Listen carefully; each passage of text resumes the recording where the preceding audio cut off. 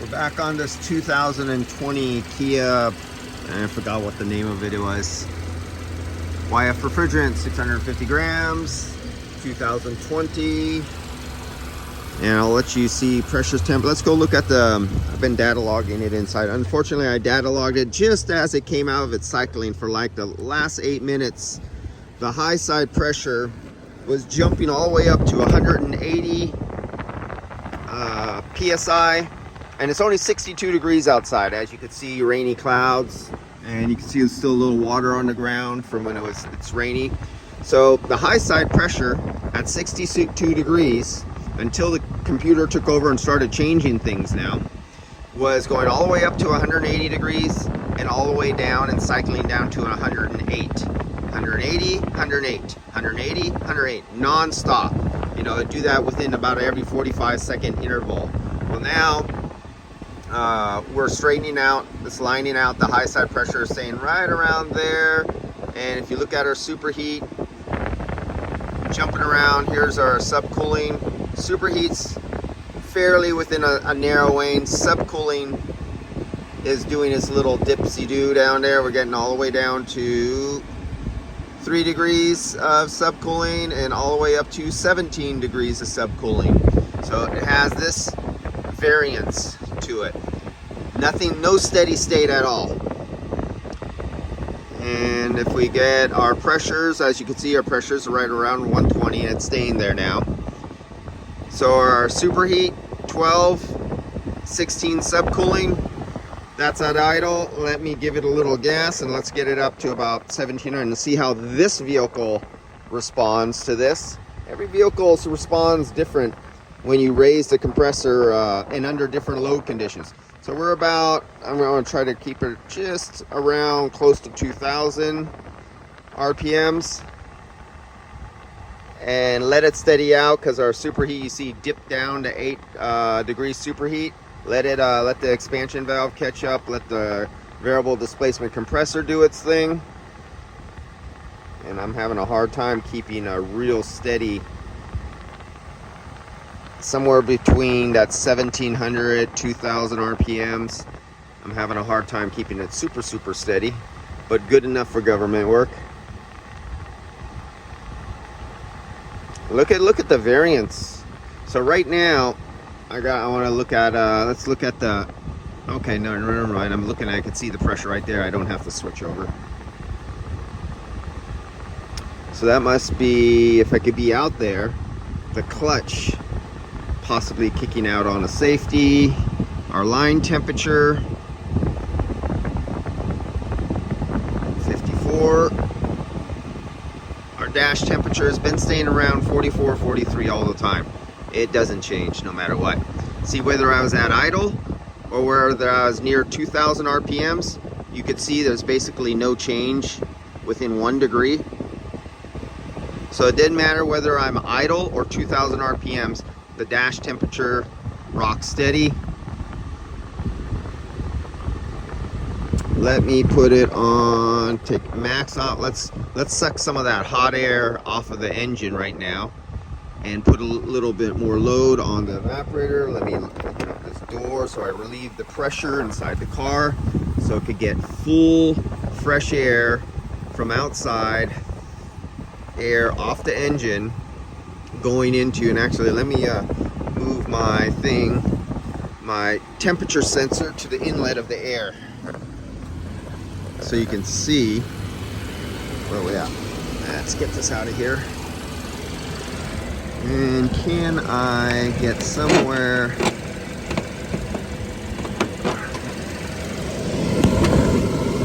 Trying to see it, see if I can see my tip in there somewhere. I'm trying to get somewhat not right up here where, you know, right, if I put my tip right here, I could feel the heat right here. I want to get a mix, because remember, it's pulling air from the side. Any leaks up here, it's pulling air right here. The hood is up, it's not sealed, so you're actually getting a little bit. I could feel from the fan the air blowing right here. But if this was like a 100-degree day, you'd have like 170, 180 degree air getting sucked down right into the evaporator, and you could prove that, especially if you drop one of these sensors in on top of the cabin air filter. If you really want to be accurate, you could go into the case or at least at the cabin air filter, and that'll give you more accurate. Now you can see our air temperature coming in. So this was outside ambient air at that point right there in front of the condenser, and now here we are. I moved it, and now it's getting a little bit of the heat off the engine, which is not a lot. It's so cool outside that the air going in over the evaporator is only 78 degrees. What did it do to our dash temperature? Look at our dash temperature went up. So that's our dash temperature. We're no longer 43, 44 degrees. We're now 48 degrees at idle on this vehicle. So now some vehicles would still be 43 degrees and some would not. Look at, we're heading up to 50. And our actual superheat, 25, 36. Now let's put a little RPMs on there. Let's see how this vehicle responds with a little bit of heat load. You notice we're no longer 100. There we go. It's jumping back and forth. I'm going to give a little RPMs there. Let's get somewhere around approaching 2,000, but not 2,000. Okay, right about there. And what does that do for us? Some vehicles change drastically with variable displacement compressors. Other vehicles have no change at all.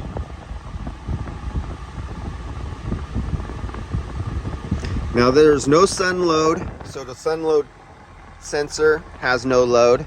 The ambient air temperature sensor is actually picking up 62 degrees. So there's no load on it. There's no reason for this computer to command the compressor to have the wobble plate, the swash plate, command it to have full stroke, so it'll have a minimal stroke. If you had your scanner on there and you're reading the duty cycle, the dwell time to the compressor control valve, you'll see it's very minimum. Alright, so that's it. For those who want to know that, for those who shake the can and or the guys who look at the gauges and they want to read some certain special high side pressure, it looks like our fan is doing its cycle thing again. 160, 166, 170. There we go. The fans are doing its thing again. So now we're doing,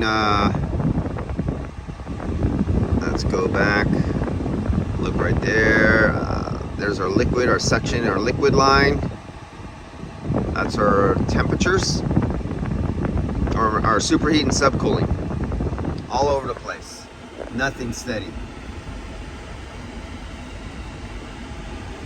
And now we got the oscillations again. This is our fan. This is not the compressor kicking off and on.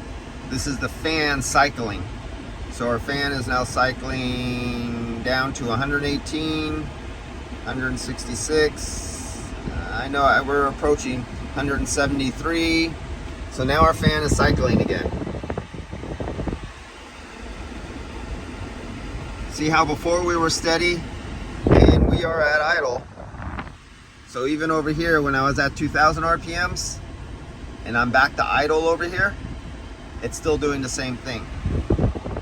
The computer tells it what to do. So there will be certain times where a guy will be adding refrigerant because he's used to topping off refrigerant, and he'll be looking for a certain pressure. But the computer in the car is telling the compressor what to do. And the guy doesn't understand. He's reading his old analog gauges, and the computer is trying to control it.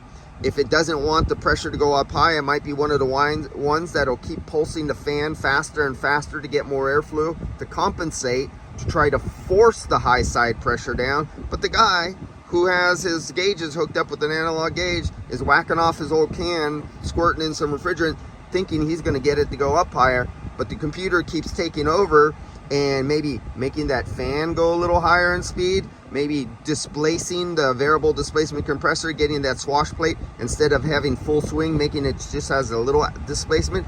But the guy with the can doesn't know this, and he keeps forcing them in. And this is that certain situation where somebody might overcharge this vehicle, especially if it came into your shop and the day is not a hot day. The customer was out on the weekend, it was 80, 90, 100 degrees, but now he's back in your shop dropping it off in the morning while he goes to work, and it's only a 65-degree day. What are you gonna do? You're gonna guess and top it off?